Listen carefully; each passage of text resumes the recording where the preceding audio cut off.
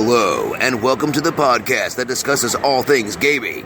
Coming to you from the home of Indie PopCon, GenCon, and the gaming capital of the world, we are the Established Facts.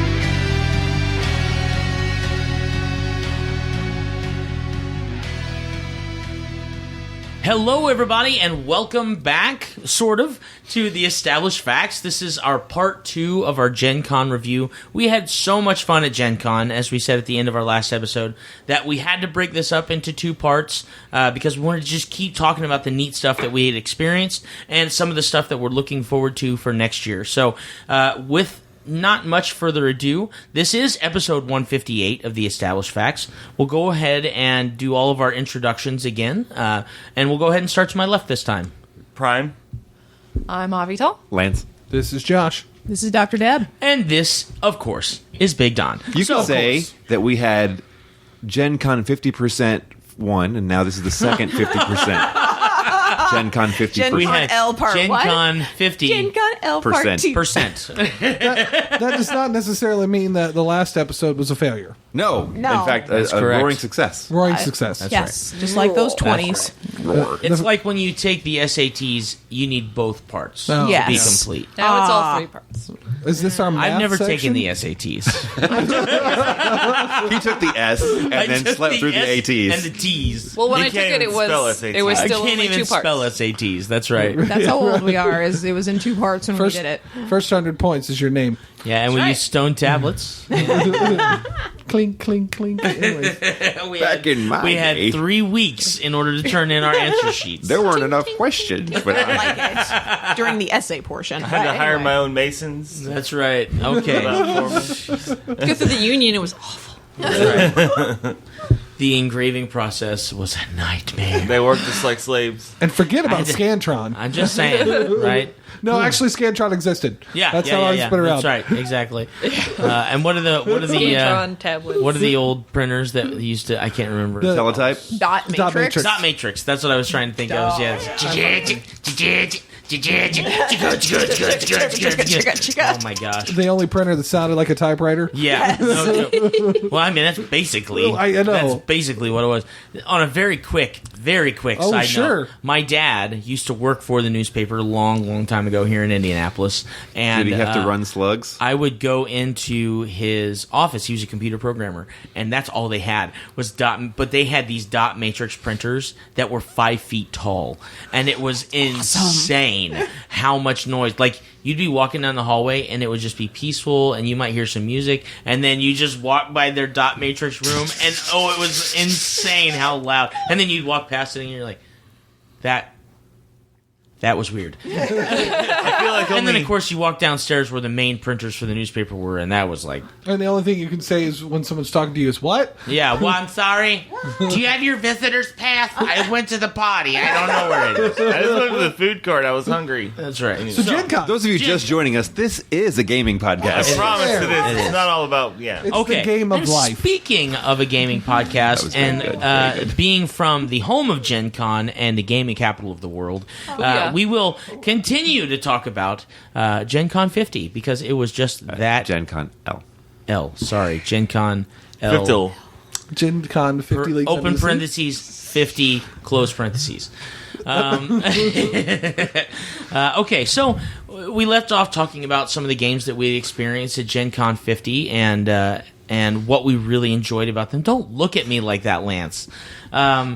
So I would like to talk about our favorite non-gaming experiences at Gen Con. So these could be you met up with some friends that you hadn't seen forever and had lunch with them, or even if it's not necessarily... I'm thinking like you went to the Gen Con party, or you went and hung out with a bunch of people that have never even heard of Gen Con, or something along those lines. And I'll even define the parameters a little bit easier. Let's say any experience you had where you didn't have to buy an event ticket. So, most of the events that we did, we bought the tickets for and things like that. But then there was a lot of time that we had to just kind of do whatever we wanted. So, what were some of our favorite con experiences for this year's Gen Con? Let's go ahead and start with Debbie. Well, I was going to be ornery and say that the Wednesday night NSDM game, because it's $0. That's true. There is no cost. But there to a was an Wednesday event night game. ticket. But there was an event ticket because they do take head count, basically. Right. So, okay, we'll wipe that one. But it was really great. Reluctantly, I will put that one to the side. It's always great to see Carolina game tables at Gen Con. I kind of feel like they're family, which I don't know if that's really true, but just... They told us we were. Okay, because we own so two that of their makes it tables, and we'll walk up and we'll be like, my husband, of course, being my husband, will be like, you need to buy that table. And then someone, I think, was just like, well, why don't you buy the table? And Josh was like, we already bought two. Yeah. We don't need a bought third. The first yeah, one. we bought the first. We bought the one that was on their floor last year. So they're like, oh. And it's just, they don't have an argument. It's great. And the first Tablezilla out of their factory. That is very true. We are at it right now. So it's great fun to hear and to see what they come up with, the cabinet that they now have. Seriously, if you're out there and you're looking for a game table, they're great people, and it's a great table. It's Carolina phenomenal. Gaming. And Carolina they also, game table. Don't they also publish stuff for Savage Worlds? Yes, they do. Yeah. Oh, So they're not only are they amazing, Derek was over there browsing. amazing construction people when it comes to gaming tables, but they are also contributing to the gaming world. Yes, they are. Savage Worlds So. is up there. So that was awesome. I always have. It's a great time. Cool. Okay, I can't do that one because that one was a ticket. I was going to say the Rats. Okay, I can't do that one. I was going to say Hickman's Killer Breakfast, but no, that's definitely a ticket, so I can't say that one. The experience, though, does not have to be because you bought a ticket. Like, you Right. could have met someone at an event you purchased a ticket to. Right, that is true. But That's going to be what mine are. oh, okay, nice. So yeah, I'm going to say Carolina Game Table. Just getting a chance to talk to them and see what new stuff they've come out with again is I love seeing them every year. And Carrie was like, I'm not able to be their booth girl this year because she's pregnant and not able to Right. stand as long. But she's literally gone up there and just started handing out their flyers to random people walking by, like, you need this table. My brother and sister own two of their tables. You need this table. And they just They're like, great okay, tables. they're great They're great tables. tables. So that's mine. Cool. So, one experience for sure, but before I do that, this was just a quote we heard as we were driving back to our car. I think one day we were just sitting on the bus, and the bus drove by a couple of police officers, and somebody was sitting there and goes, I bet the police love it when the Gen Con crew comes to town. And we're like, well, why do you say that? And they go, because we're all gamers. We know how to follow the rules. Wow. I was like... We understand awesome. rules. That's awesome. I love that. I was like, that's genius. But That's think right. about it, it's true. Yep. We So- play games. We know rules. But so that's he a also t-shirt. he also added on, we may bend them a little, but we do know how to follow. Right. them. Well, gotta yeah. I follow mean, them. come on. Is that an unofficial fact, then? We'll call it that. We'll call it that was just it's a memorable comment, at least heard. But my wife mentioned it in the first part. We were leaving the exhibit hall on Sunday, and we walked by. I think it was Cryptozoic Entertainment. Yeah, it was scripted. Yeah, I think it was. And their game company as well. And we're walking towards their booth, and I hear this guy go, "Free Ottoman, free Ottoman." I'm you like, just don't "Free hear that at Ottoman?" Gen Con. What? You don't hear And I that. look forward, and he has this red Ottoman, one of those that have that kind of faux leather look on them with the sewed-in buttons and so forth. Probably got he it at hands Walmart one special. to somebody. Take it. Okay, that's cool. Picks up another one. Free Ottoman. Free, okay. And hands it to another guy. I look at Deb and said, hold this. She goes, what am I holding this for? It's just hold on. And I go, free Ottoman. And he hands me an Ottoman. I come back to Deb and go, we're taking an Ottoman home. We have an Ottoman. Where'd I'm you like, get he giving away free Ottomans. do we need an Ottoman? I'm like, I guess we do now. How many did he have? Yeah, I think he gave away 4. Four or 6 or something. They're not. I mean, they're not the fanciest things. They look like $10 or $20 Walmart specials. They're free, and it fits perfectly underneath our daughter's kids table. Yeah, and she can sit on it. So, Carrie, though, was a great expression. She came in to watch our daughter on Monday, and she's like, where'd this come from? And we're like, it's our Gen Con free ottoman. Yep. And she's just blanks and like, TM. what? Yeah. So obviously. TM. So, TM. So, yeah. Cryptozoic, the only vendor giving away free furniture Sure, at Gen Con. That's great. Ironic how we were just talking about Carolina game tables and somebody else gave away free furniture. That's Yeah. right. There you go. I can't say that. We have 2 pieces of furniture that came as incled with the dining room I was table. going to say, That's you got true. chairs, bro. We got a chair and a stool. And the stool. Anyways, Wow. I broke Lance. No, in radio terms, that's called payola when you advertise for people that have given you free stuff. Please give us free stuff. That's right. We'll advertise all you want. true. That's right. I'm just saying. Paizo. What?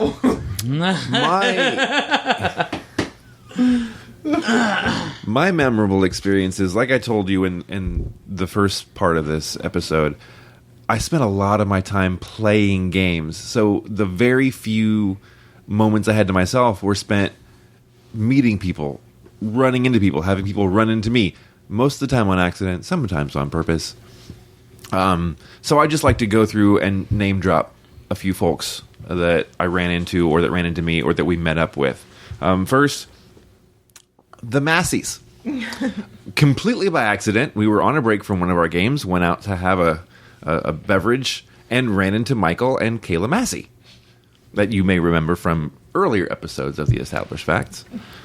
So that was an interesting little meetup. Were they in costume or not at that point? No, they were No. they were in a Mutants and Masterminds game in Got the it. JW while we were playing the Derek's game. Got it. Okay. I ran into him in the Starbucks line. That's why I know what he's talking about. Margaret Weiss and Frank Metzner, while we were in line for Hickman's Killer Breakfast. I've met them before. We've talked a little bit. I swear on one of these days, if he survives, I'm going to get Frank Metzner to talk to us. I've already reached out to his folks to see if it can come on the podcast. So if you're listening, Frank, you're welcome. Please come. So that was fun. We've had Tracy yeah. Hello. and Bob Salvatore And Monty Cook. And Monty Cook. and Jen Page. Hello. Come on up. Ran into Steve Jackson. He sold me a game. Nice. I Was it was- one of his games or Yes, was it someone it was- else's it was game? Munchkin 'Cause 3. that would have been really hilarious It and was interesting. Munchkin Marvel 3. Okay. But yeah, I was just standing around. I bumped into somebody. I was like, "Oh, excuse me, sir." And he's like, "You're okay." I was like, "You look familiar. Your name wouldn't be Steve." He's like, "Yeah, it's Steve." I was like, "Jackson?" "Yeah." All right. What are you selling this year? What do you like this year? And he mentioned a whole bunch of things. I'm like, "I'm going to buy something, but only if you sell it to me." So he had to give me the pitch for Marvel Munchkin 3, and he did a great job of it. Great. So I went ahead and awesome. paid for it. They actually came out with, I don't know if they came out with it just now, like this year, or if it's something that has come out over the last couple of years, but they have a Horde, what's it called? Horde something. Horde Edition. They have a Zombie Dice Horde Edition, which is a big box that has like the zombie dice and like a bunch of really cool stuff in it. It was like $20. I did not get a chance to pick one up because, as I mentioned on the last episode, my wife decided that we needed every Catan possible. They also have a Batman version of Zombie Dice now. Yeah, I where saw you can that. play as Yep. one of 4 villains. Yep, Not Harley Quinn. So I didn't buy it. because she's a sidekick. She's her own villain now. She She is. has moved That's true. beyond Now, sidekick yes. Now, to yes. being her own villain. Or hero, depending on which show you're watching. Anti-hero at best. Okay. But not just I know. side villain. I ran into the Spaghetti Factory crew. My wife and I do go to the Spaghetti Factory. Love It's that our place. GenCon tradition. Last year we went, and I had just gone to the Blind Ferret booth and had picked up combat shoots and ladders from them. It's called Dixon Krakens. It's the Looking for Group board game. Yeah, It's they gave based- it away free last yes, year. and they did it again this year. Did they? I Okay. walked to their booth after I'd done this, because if I'd done it before, we'd have had the game to play at the Spaghetti Right. Factory. But the Spaghetti Factory crew was there, and we remembered each other. We had a good time reminiscing about last year, and we convinced them, these two, to take next year off and come to Gen Con. That's awesome. So, Spaghetti Factory crew, good for you. Then I went to the Looking for Group booth and told them about that experience. and how much fun it was that I got to play Combat Shoots and Ladders with the Spaghetti Factory crew. And they said, would you like another one? I said, of course. I want to go give them this game. So now the Spaghetti Factory has an official Combat Shoots and Ladders game. But they said, how many would you like? I said, how many do you want to give me? And they gave me a bag full That's awesome. of Combat Shoots and Ladders. Can I get one? Yes. Okay. You can have one, and you can have one, and you get one, and everybody gets Dixon a... Kraken! So good for them. Some other people that I wasn't sure I was going to see this year, our famous Pathfinder Society cheerleader, Yes. Oh, Kelly? Kelly. Yeah. She was there again this year, did the flips for us again. Fantastic. It was awesome. She's such a doll. I even have it in video in 360. Yeah. Woo. Amazingly, two people that I was very surprised to see. The first one was my very first girlfriend ever in the entire world, Jessica, showed up. She's actually an employee of GenCon, so she works for GenCon and has been with them probably since the 90s-ish. Since they've been doing it, she's been working with them. So now those people that wear the vests, she tells them what to do. Cool. So yeah, Nice. just walking through the hall with my wife and my daughter, and she bumps into me, and I say, "Excuse me," because that's what happens when someone bumps into me. I apologize, and I You're turned. and Canadian. She knew who I was when she saw me, so we had a nice little conversation. I introduced my first girlfriend to my current wife, and that was a joy. Gen Con. I'm sure there was some mental sizing up at years. that moment. But yeah, it was just one of those, wow, I haven't seen you in literally decades, and here you are. That's very cool. And then the last one that surprised me, even greater than that, someone from half a world away, my commander when I was in Korea, showed up at Gen Con, and we bonded. He's from the Army, and I was in the Air Force, and sometimes the two services don't exactly get along, especially when the Air Force is asking questions like, why do you want me to do that? Right. The Army really doesn't like it when you question them. And he and I had kind of rubbed each other wrong to begin with, but we met at a gaming table at an off-duty site, and we bonded over our love of games. He's a Warhammer guy. I was a D&D guy at the time, but we both loved comic books and gaming, and we built a bond on that. And we've kept kind of in touch. I mean, Facebook's a thing, but you fall out of touch. Sure. I happened to be in a room, and he posted that he was at Gen Con. So immediately I got on the messaging and the phone calls and saying, I'm here. We should at least say hi to each other. We met. We went and had lunch together. That's It was cool. really cool. We played a brand new game that I'm going to teach this group how to play. I don't remember the name of it, but I will teach it to you eventually. Once he figures out the name. I've also figured out that I have really bad memory loss at this point, and then he helped me diagnose that. Because being a colonel, he's been deployed a bunch, and he's been through the medical processes, and he knows that that's part of the diagnosis thing. Anywho, so that was the biggest surprise, was seeing him. Tracy Hickman, was great to see him. I hope we get to see him again in the future. Me too. I'm So- sure we will. My favorite moments at Gen Con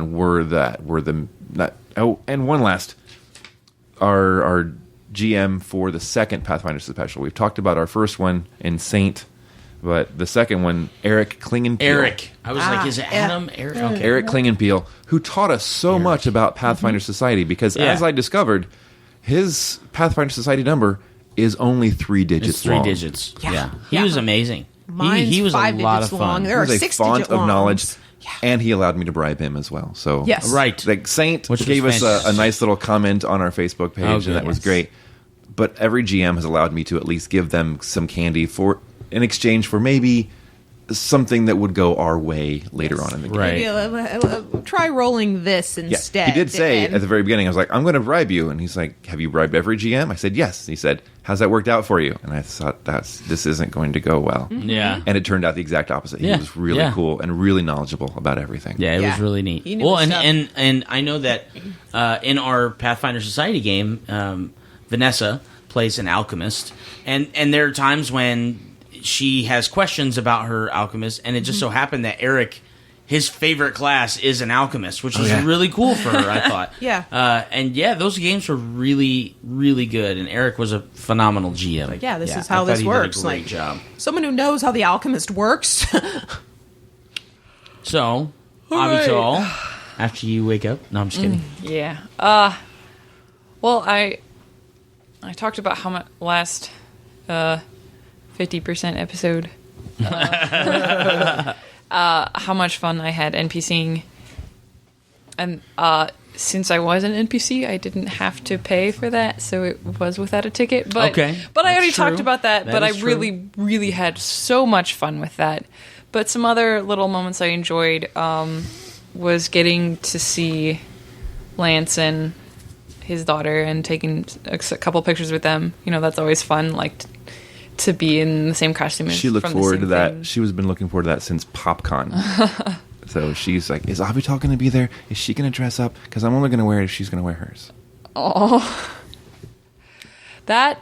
Oh my god! Interactions with kids, whether or not they're kids that I know, is one of the coolest things about cosplay and costumes. Just like side note for half a second, like Star Wars Day was on a Saturday a few years ago, and it was free comic book day.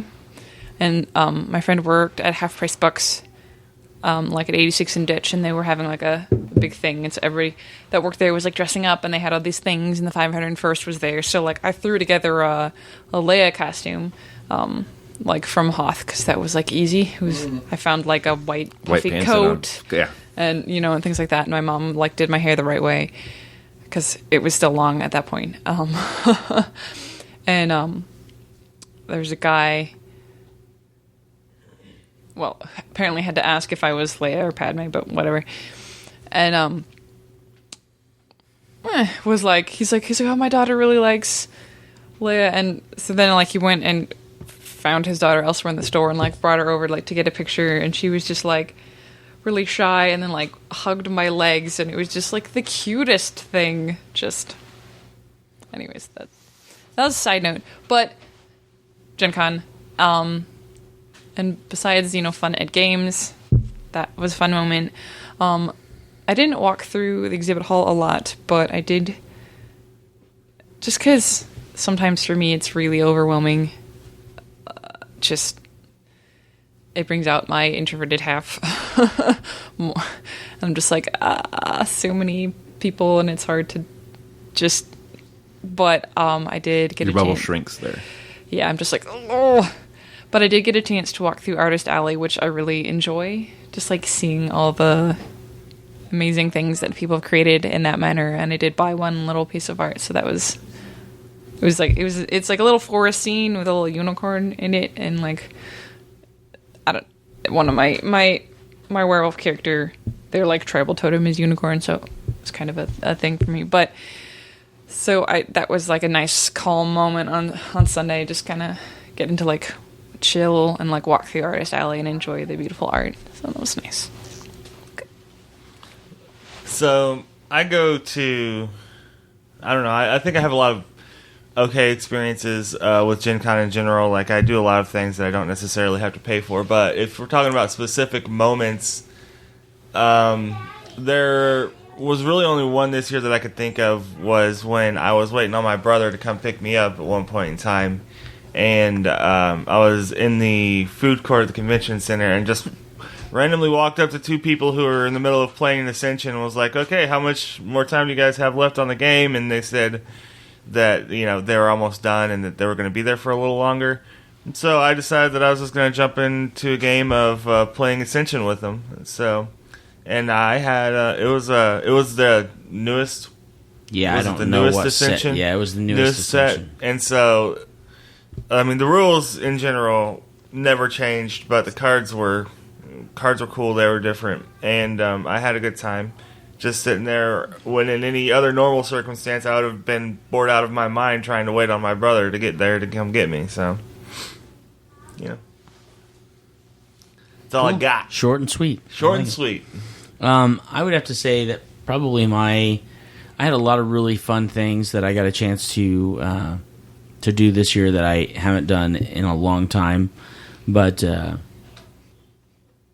kind of stealing the idea from Lance.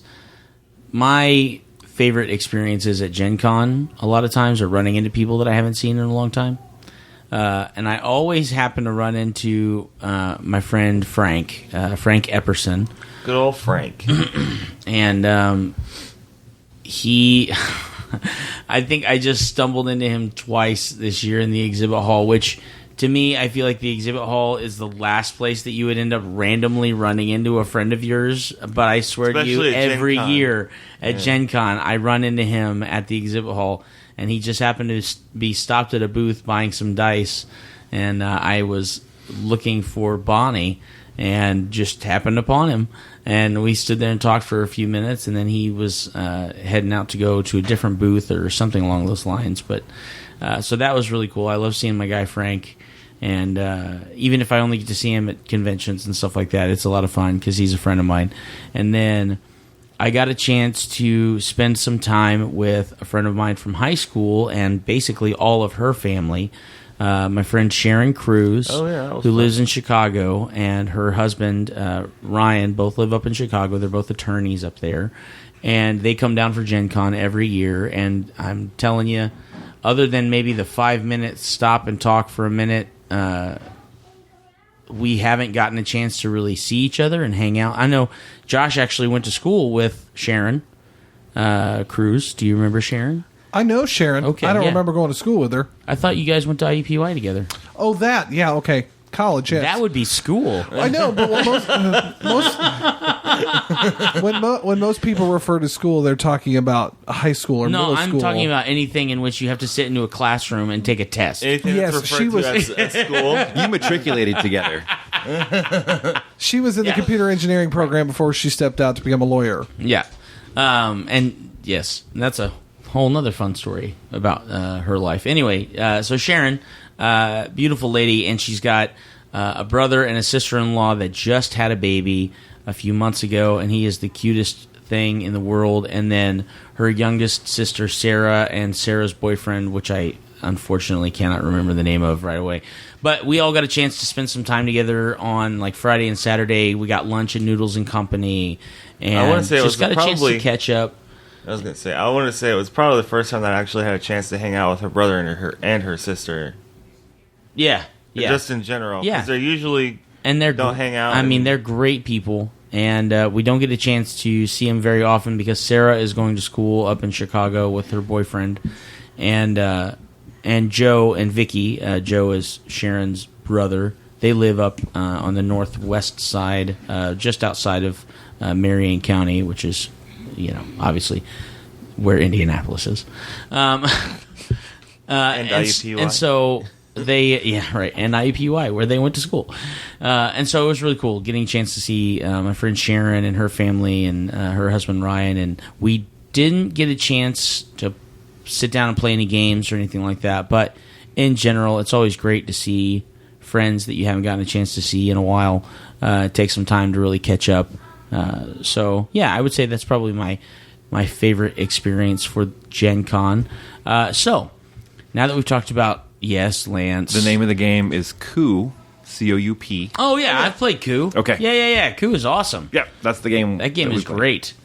Okay, so now that we've talked about our favorite GenCon experiences, let's talk about some of the things that we want to build on. So, what were and we'll start with Prime on this one, because half of our table just stood up.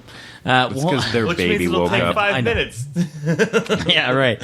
So stretch it out, Josh. Yeah, okay. So let's talk a little bit about some of the things that we liked the least. What were our least favorite experiences about GenCon? Go ahead, Josh. We're talking personal experiences or just in general? Sure. Okay, cool. So I know this. So I know this girl. I work with her, and she. This didn't really necessarily happen at Gen Con, but it was. Then it doesn't count. Well, it's based around Gen Con. Oh, okay. She Like in the talk- downtown area or because of Gen Con? Well, So anyways, I know this girl. 30 minutes, guys. Right? Hey, don't rush me. I'm the one who takes 5 minutes to talk. Anyways. It's true. So I know this girl at work. She was telling me about how she hadn't had a chance to get a ticket in time because they had sold out, quote unquote. Oh, yeah. And she knew a guy whose mother just got 5 free tickets. And for whatever reason, she didn't get a chance to get a ticket. And beyond that, I don't necessarily think that. I think the biggest issue with me was the fact that it was a quote unquote sold out convention, and they were giving away tickets because of promotional reasons when there were legitimately a large amount of people that wanted to get tickets that they could have easily sold them to, instead of just giving them away for free. That's literally my only complaint about the whole thing. It's like, if you're gonna sell out, then don't give away passes. There was one know? on eBay for $500. And yeah, exactly. The turnaround insane. where you can go, oh, I'm just going to sell this, I don't care if your name's not Barbara Hensling or whatever, Which technically goes against their policy. Yeah. I mean, it's not There's- legal, but Yeah. it could happen. I think that and like press badges and stuff like that, those are obviously fine. Like that, I think that press badges are they just press badges? Yeah, those are fine to give away as far as And VIGs. yeah. So, but I don't necessarily think that they should just give away free promotional passes to people when they're selling out. So, it's literally my only complaint. So, I'm done ranting about it. Okay. Avital.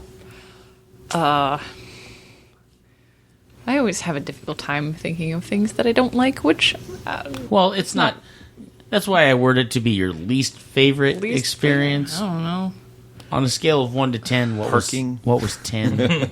Always. I Ubered in, even though that was not cheap. I was gonna say hate that's driving downtown. that's some money. I don't like driving downtown and finding parking and dealing with that. I really, really, really, really, really, really don't like it. Plus, you can get sloshed and be perfectly Really? fine. There you go. That too, yeah. So I didn't drive downtown at all myself this weekend. And that weekend. I wasn't downtown this weekend either. Eh?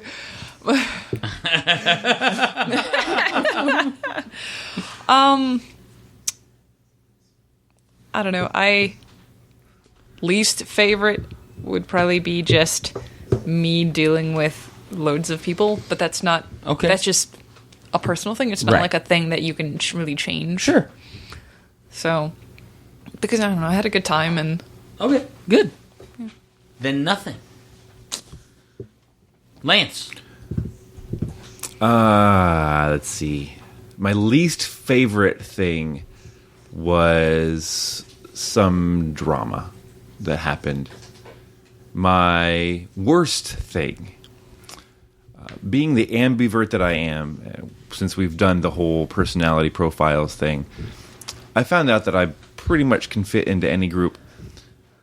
But I found when I was playing so much Society, and some of the games didn't have anybody I knew in them, that my least favorite thing in that sense is playing without people that I know.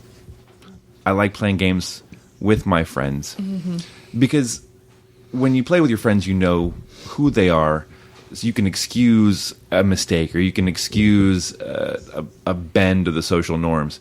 With strangers, it's much more difficult to do that. And in one game, there were Cleric, and Mary Sue. Cleric. And a character that could do anything and everything. So That sounds like the clerics. that sounds like a drag. No, it was great because no one needed healing. Oh, Everyone could do it to themselves. So okay. this round, I heal myself and I move away. Nice. Next round, oh, you've already used your action. I run over there and I heal you. It was great to have a battlefield full of healers when we needed it. And then the clerics bound together to not help the Mary Sue character. She was just too good at everything for the level we were at. We've played with someone. Was she playing down? I don't believe she said she was. Okay. However, we've run across players like that before, right? And usually the table bands together away from that person. That's exactly what happened. Sure. But that's definitely an unfortunate. It took us the entire game to get to that point. Because when you first playing with people you don't know, you're trying to get to know each other. You're trying to be, copacetic with each other. What are your strengths? What are your weaknesses? You don't have any. Yours too? You don't have any weaknesses. You can do it. All right. So every time we make a roll, you're going to succeed. Every time we do something, you're going to be the first to act. Every time we do something, you're going to be the one that does the thing that needs to get done to move the clock forward. And it gets boring after a while. So I've decided that I will only play if there's someone else I know at the table. Sure. That makes a lot of sense. I can understand that. Mm-hmm. Plus, you've got a buddy. If you've got a real jerk, you got one other person at the table. It's going to be like, hey, I'm with you. What's your AC? If PvP was allowed, we would have fireballed her. Get the paladin and the dwarf fighter together who are both ticked off at that one player, and here you go. Oh, she was a paladin, and a fighter, and a cleric, and a rogue. That's called cheating. I don't know what other... It's called multi-classing. You can do it. How many levels was she? Hold on now. We were 5, 6. Okay. So if she took level 1 of all of those, and level 1s aren't exactly... Okay. Level 1 isn't exactly as a fighter impressive. that can still smite, that's still pretty beefy. I suppose. Anyway, Munchkin. I'm done. Munchkin. Nice. So I think my least favorite part was PFS 01. And it wasn't... I loved playing with Lance. And I had the most amount of fun I possibly could with the Vigilante class. Because I was the light by day and a chef. Sorry, the light by night and the chef by day. To be fair, you played a vigilante who didn't have a moment to get away. Very well. No, I didn't. And I don't think... The reason why it was probably my least favorite is because of that. There's not a lot of ways to kind of use both sides of the vigilante, because you have a social side and you've got more of the physical side, your secret identity and your hero-ish identity. I think the vigilante is a good class if you're playing a steady campaign. Yeah, or as an NPC. Sure. Yeah, absolutely. But there was no... It's night now, it's day now. Right. It's a different time period. I had to force a time where I left and became the chef because I wanted to, as the chef, use that as a diplomatic thing, but I could never leave to change back. Yeah. So now I'm a chef in the middle of a fight. Where'd that gnome go? But I had fun with it. I mean, it was a first level society character. It was hard to be that character, and I was rolling poorly and not hitting anything, so it was very much a survive until the next game type thing. Stinks, yeah. But it was fun. I mean, it got to... Now, was that a first level character that you started with? Yeah. First level character, cool. And it was the first ever Pathfinder Society scenario, so... Right. But that scenario tied into the specials that we played. Yeah, which was really hilarious. Yeah. You're like, wait, I've been in this library before. And I'm like, what? Literally just when have here.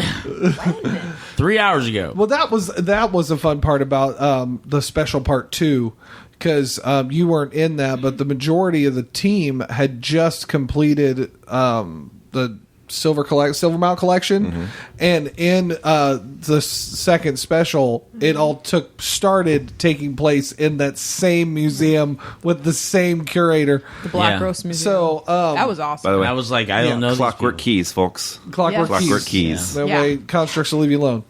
But that's probably the least favorite part at Gen Con. Deb and I were dealing with some stuff.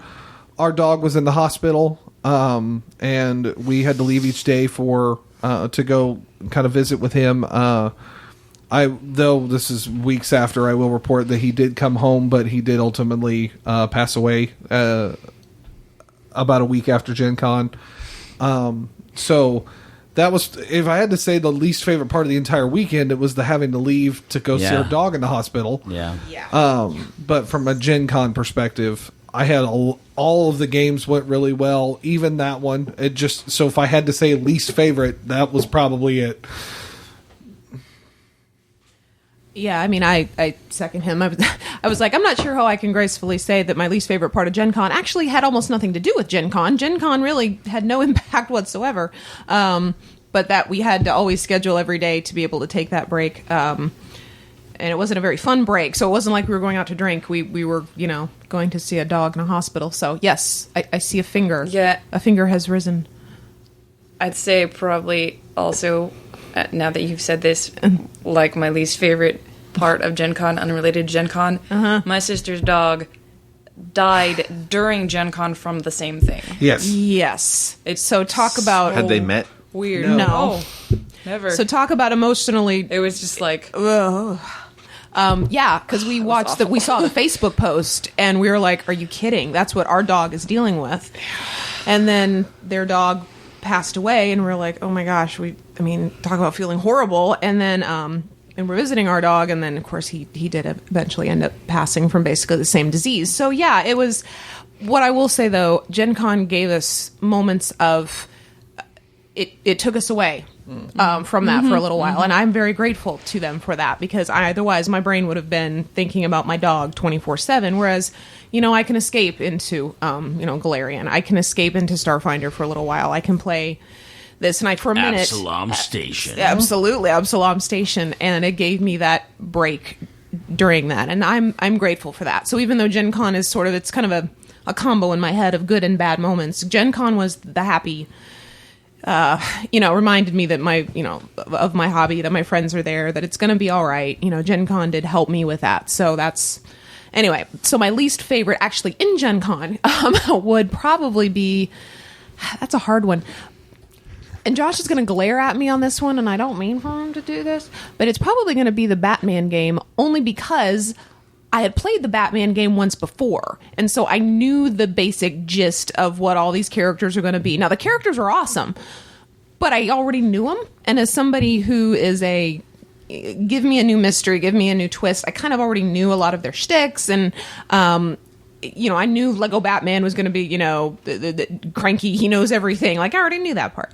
So that's probably, but it had absolutely nothing to do with the game. It's because I had played it once before already, and I kind of knew how the flow was going to go. So it's not a big negative. It's just, I already knew that game. So it wasn't the same as Starfinder. It was a brand new, oh my gosh, totally, a different system and a new, thousands of years in the future thing. It was, I've played this before. It was a ton of fun, but I think also the fact that I was only getting 4.5 hours of sleep every single night, thanks to Gen Con plus dog plus, Sleep is for the weak. Well, and by the time you get You've to... done worse as a resident. Yeah, well, actually, yes, I did. But she wasn't pregnant I also at the wasn't same 18 time. weeks Oh. pregnant at the time. With a 3-year-old, and and so... You're pregnant with a 3-year-old? No, Wow. Yeah, no, That's I'm not that impressive. good. Yeah, no, I'm not that good. With a 3-year-old to have to think of and make sure she was getting to the things she needed to get to, all of that together. So I do remember there was one point in Derek's game when I felt horrible because I was like, I'm falling asleep, and it's not the game, and it is not the game master. And I think, Josh, didn't you send him a text and apologize? Because I was just so out of it, and I think he apologized to Derek, like, Derek, it's not your game. Yeah. She's exhausted. She's pregnant. The dog's in the hospital. She thinks the world's going to explode in about a minute or two. Just leave her alone for a minute. So, that's how you were at the end of our game on the Friday. Starfinder game. Friday. Yeah. Well, no, Friday night. Friday night. The first of our Pathfinder Society games. You're right. Thank you. We had The a one half with- an hour left to wrap up. So and Deb is was like, saying- her head is just laying on the table. Yeah. She's still awake, but I'm like, oh. My wife turns into a pumpkin at 8 p.m. every Yeah, I night. understand. And we played until 1 o'clock in the morning. Yeah, it went until 1 o'clock that morning. So, and realized I had played until midnight to 1 o'clock in the morning Wednesday night. So I had actually started this before even Gen Con. So those are probably my least favorite of, So I would have to say that my least favorite Gen Con experience, if you could kind of call it that, was had everything to do with my children. Mainly just because Absolutely fair. Blame the kids. right. Well, I'm not blaming them. They're in school, and it's important for us to make sure that they Stay there. stay there. Yeah, for the love. And we wanted to be there, and I knew my wife wanted to be home to just kind of relax and stuff like that. And really, all of my least favorite experience has to deal with was I was underprepared as to how much time I might have for myself on Thursday and Friday when the kids were at home, and I got a chance to go back to the convention on Friday night for our exclusive, and then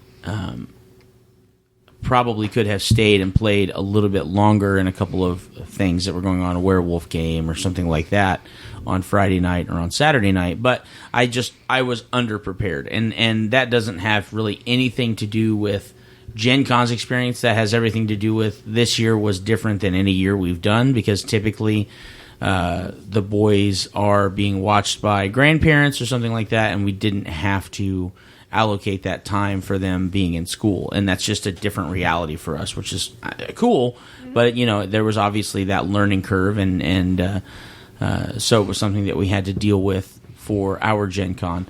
Other than that, I had a really great experience. When it comes to the overall Gen Con 50, Gen Con L, from beginning to end, I thought it was really good. There are a few things that I am a little disappointed about, our, if you will, gripes, or things that we feel like can change between this year and next year so that next year can be a better year than this year was. And I think, again, last year was great. This year I thought was really good.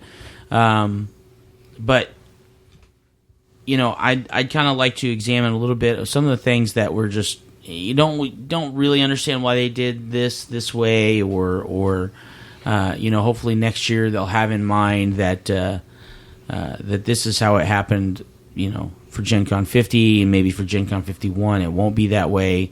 My biggest negative opinion, if you can call it that, is I really wish they would have allowed for their, and I know my introverts at the table are getting ready to cringe, I wish they would have allowed for more people to buy passes for Gen Con.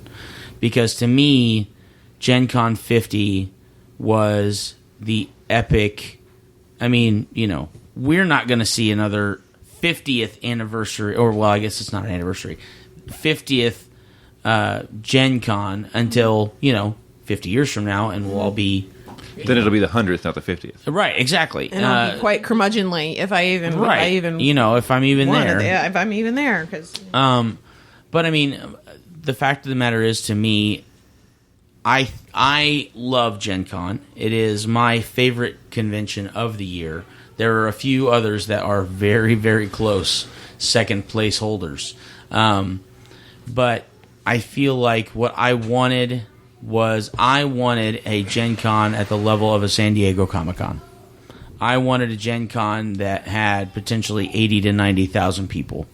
I wanted to see... I don't know if Indianapolis can handle that. Yes, they can. Yeah, they handled the Super Bowl. They handled the Indy 500. The Indy 500's in Speedway. The Indy 500 is in Speedway, but every hotel downtown is booked for the Indy 500. No, I understand that.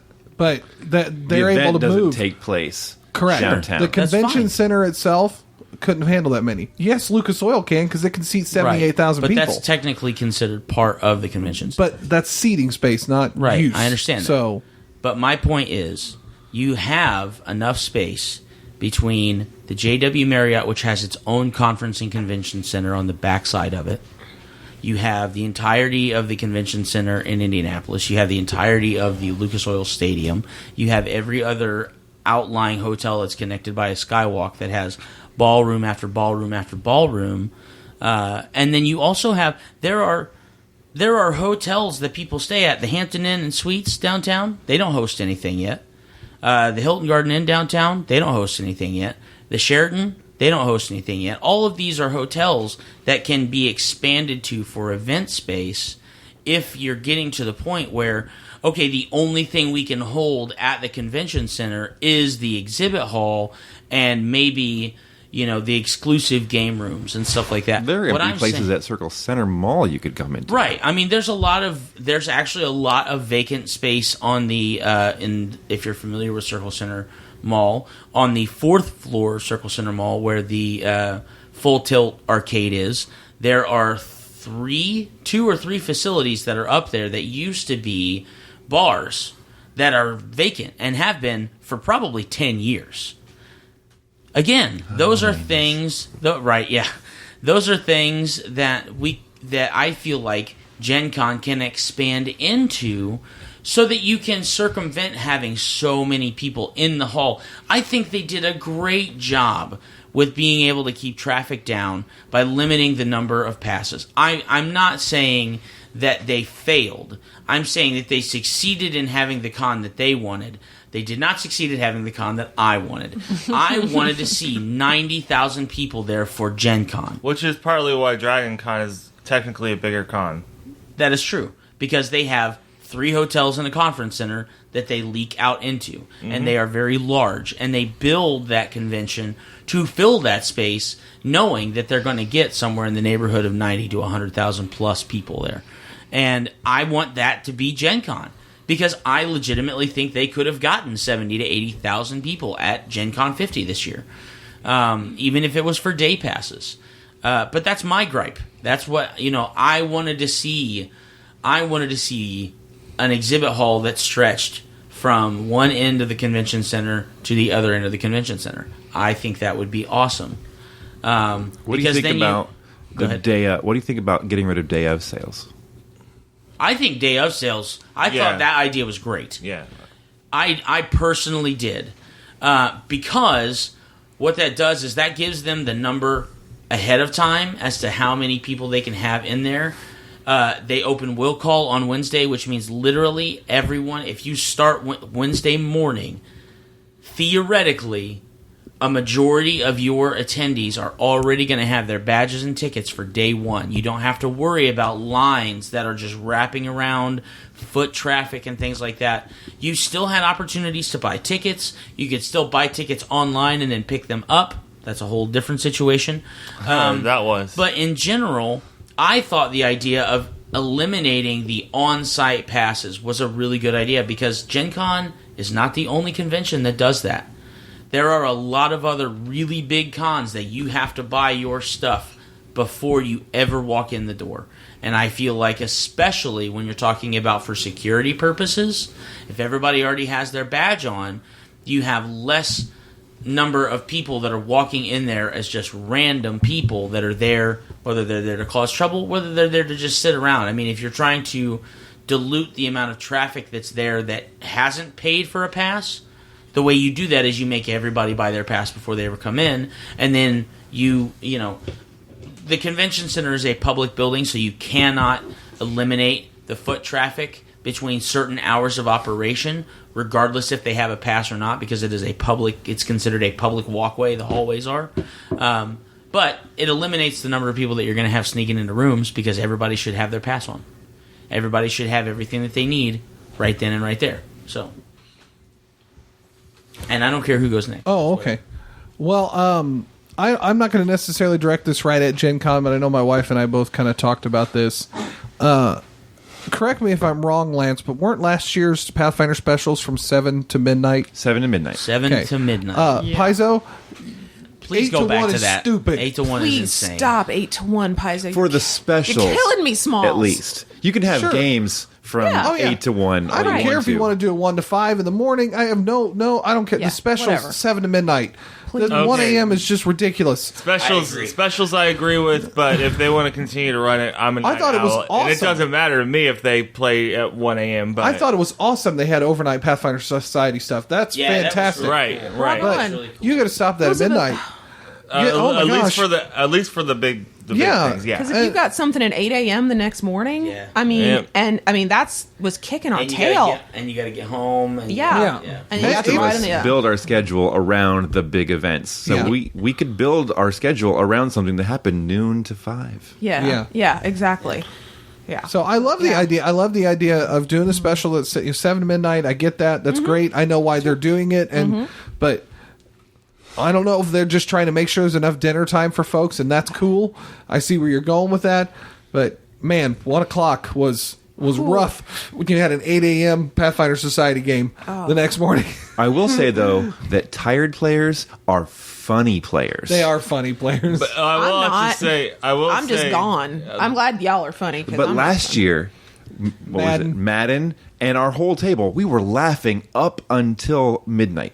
Yeah. I agree. Then once midnight happened, I think we all, I don't know. I feel like the GMs get exhausted enough as it is, and if they're here like until 1 a.m. or whatever, it's just going to be even Plus more they gotta taxing. clean up and get back to. Yeah. They got to do all their paperwork. Yeah. Like They gotta I make sure we played. get all of our boon paper. I played papers and stuff. Pathfinder Society game on Saturday, and by Saturday, the guy who was GMing was just completely exhausted. Fried, Like, yeah. He tried his best to make it as enjoyable of an experience as he could, but he was definitely feeling it, man. So, yeah. Did you have one, Deb? Or was Well, that no, yours? you kind of read my mind on that. Now, I am going to politely disagree with Dawn, so we can actually have two completely That's different fine. opinions. I knew you would. That's okay. Not actually about the passes. I actually do see your point, because if they do expand into those other hotels, if they expand into the mall, you have other places for all of those people to go. Right. So they're not all trapped in the convention center like we're in some giant fishbowl. Yeah. I can kind of roll with that. My issue is, all right, I am pregnant. I am 18 weeks pregnant. That exhibit hall keeps getting bigger and bigger and bigger. It is on concrete. I know they put the cushy things down on there. I get that. By the Better than time you've PopCon walked did. it's better than PopCon did. That's true. But by the time you've been walking on it for 3 hours, your feet are mad at you. Your lower back is mad at you. I'm pretty sure that I don't want to see one more piece of concrete. And yet I've still got rows 2100 to 1400 that I haven't looked at yet, because we started at flipping row 3400. Was it 36? Now I forget how far it went over.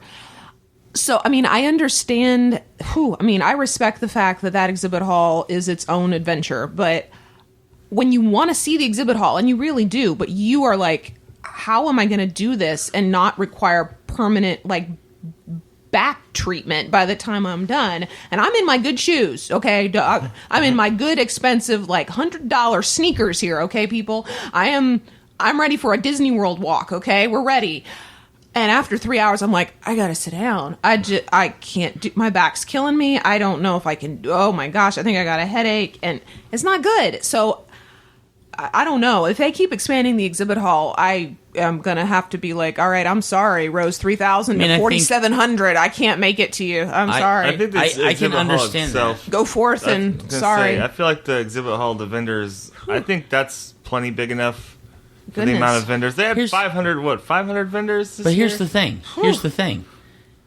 600 vendors would allow 100 new people who are trying to get their game out to be in that hall. Or 50 new entrepreneurs and 50 new artists. Or new musicians. I'm just saying... But if people are too tired to get there. Here's the thing, Deb. What they did not have a have... golf cart? What they did not have from what I can golf remember... cart. Sorry. Yes. What they did not have, from what I can remember, that they have had in previous years, is in previous years they have had sections of the exhibit hall that are roped off with 5 or 10 tables where you can sit and you can eat and They you had can play one games. area. I'm that just saying, wasn't if you it wasn't very expand, big. No. but I'm saying if you expand, not only do you now create more room for things like that, but you also create more room for, I don't know, aisles. Well, that's So a great you're not invention. running into people, so that you can stand next to a booth and talk to the person who's selling their wares, Right, and not have people can walk past 40 you people without bump a into you as they problem. go by you. Yeah. I did notice that this year some aisles were wider Yes. than they had been in Yes. previous Some were. years. I can remember 2-3 years ago there was a section in the exhibit hall that was a boffer weapon thing Yeah. for kids. Yes. Yeah. That is gone. That's gone into a room now. Right. The Right. fencing is the same way. They used to have fencing on that floor. I remember. That's in its own room Yep. now, so that they've taken up that space with Artist Alley and more exhibits. If they move Artist Alley into another section, I'm not sure how much foot traffic they're going to get. Just Right. walk by traffic, right? Yeah, which is But important people for who are artists there- and authors. But the thing to is, get that. okay, I love artwork. Things are pretty. It's difficult to be an artist. I and don't live buy like that. artwork at GenCon. I don't. My brother does. And I don't want to see artists lose out on potential buyers and commissions and things like that. I'm not saying that at all. But I am saying that the people who are passionate about positively influencing those people financially, they're still going to go to wherever the exhibit area is for art. And what you can do is you can lump the entrepreneurs and the artists into the same area, because you still have a bunch of people that are going to want to go and see the little guy game developers as well as the people who have artwork. So you can there's always strategic ways for you to kind of manipulate where foot traffic goes. And I don't necessarily think that ChessX needs 4 booths. They buy them. That's true, ChessX and Crystal Cast buy them. If you had to get the exclusive Gen Con die that's for free, and only one booth had it, there would be a line as big as it was for King of New York. Absolutely. That's true. Anyway. Or the Harry Potter trial game. I'm sure we could continue to talk for hours and hours and hours and hours and hours and hours and hours and hours. We've already talked for hours. We have talked for a couple of hours about Gen Con. Yeah. We want to thank everyone that we got a chance to see at Gen Con, and we want to thank everyone that we did not get a chance to see who still went to Gen Con. For going and contributing to that, because we all know how important that is for us. We hope that is also a priority and important for you. So definitely get on the Gen Con website, see if you can find the exhibitors that were there. Check them out online. There's tons of them. And then, in general, just enjoy the games and experiences that you had this year. Look forward to next year at Gen Con 51. I think we're going to have a really good time at Gen Con 51. It will be the official 50th anniversary of Gen Con, because you can't have an anniversary on number 1. 0 year. Correct. Other than our new fact, I'm going to go ahead and turn the floor over to Lance for just a minute, because he has a fun little game that he would like to explain to you all very quickly. Over the course of the past few years, I have been listening and a member of the Established Facts podcast, and I've noticed some trends have been happening on the show. So I've developed a drinking game. So we have our own in-house game, if you will. So bear with me as I just go through this. It might make you laugh. It might make you think. Go back and re-listen to just the past 2 episodes and see how much of this you'll hear. So, take a drink if you hear Don say and stuff like that. Mm-hmm. Take a drink if you hear Josh end his sentence with the word so. Mm-hmm. I start with so a lot, too. A lot of people have picked up that trend. Mm-hmm. If I mention my age or experience, take a drink. If Avital mentions being a new or a baby gamer, take a drink. If Derek gets argumentative or complains about something, take a drink. Mm-hmm. If Deb has a long-winded explanation for something, especially if it's something simple, take 2 drinks. If Rhaegar actually shows up on an episode, either here in person or live via satellite. If Katie makes an innuendo or a very bad pun. Mm-hmm. If Prime is sleeping or groggily says, huh? Uh-huh. If Anton mentions moving, take a drink. Yeah. Uh-huh. And if Mike Massey is actually the person in charge of the podcast, then you can take a drink. Take a drink. That means the first 2.5 years, people start out with a drink. That's right. And no liver. If he has to take back hosting duties from someone during the podcast, take 2 drinks. Take 2 drinks. And there's 3 drinks for the first 2.5 years of podcasts. You're feeling really If good. someone says, don't sue us, finish your drink. Oh, finish it. If there's a fence sitter, finish your drink. We haven't had one of those in a while.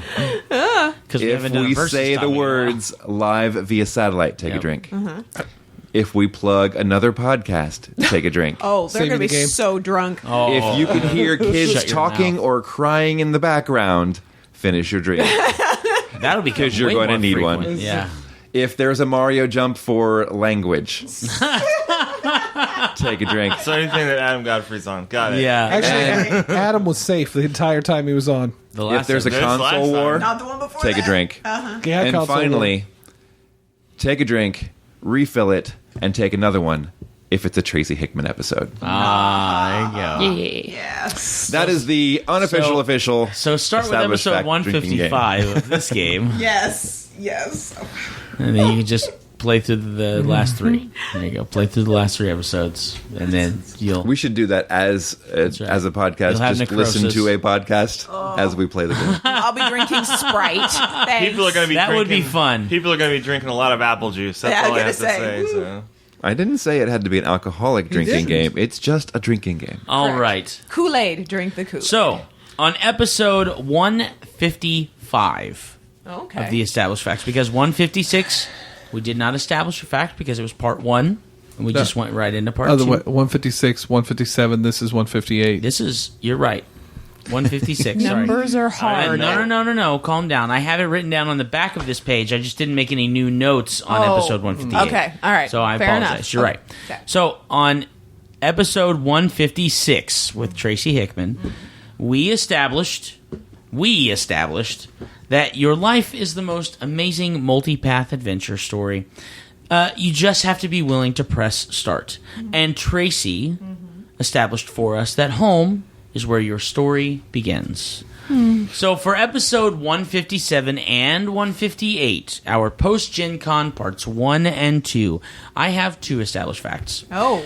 The first one, police love gamers because they know how to follow the rules. And in reminiscence of episode 157, I'm Super Saiyan, that I'm a super siren seeking serious specialists, stalwarts on solving strategic situations and sharing spectacular stories. Superb. Wow! That was amazing attempt at alliteration. It was. I want to hear you repeat Superlative. that on the next podcast. Hello. Someone's gonna It'll be have right to. there. It'll be right there. Wow. All right. Thank you so much for joining us on episodes 157 and 158. Thank you so much for attending GenCon and continuing to attend awesome conventions around the Indianapolis, North American world area. And we just want to thank you so much for hanging out with us. And if you're new to the podcast, welcome to year 7. Oh, yeah. Gosh. Wow. Yep. We're old. Wow, we are old. Year 7. That's right. When did that happen? All right. 7 years ago. Yeah. 2010. Yeah. 2000. Were we even We're a married third. We're when a we third. started doing this thing? We're a third of the way. 2011, we did it the Yeah. year, like that We're a third month, of the way to being first drinking month we age. moved in. All right, we Yeah. were actually married. Okay. All right. So, in 14 years, we will celebrate this with our own drinking game because we'll be 21. Because it'll be 21. I think I've already developed a drinking game just thinking about the fact that Right. it's been 7 years. Yeah, oh my gosh. Well, thank you so much. We love you guys, All right. and we will check you later. Bye. Deuces. Please visit us at www.theestablishedfacts.com and our Facebook page, facebook.com/theestablishedfacts. If you would like to support us by buying some merchandise, visit cafepress.com/castingrobot. Bonus.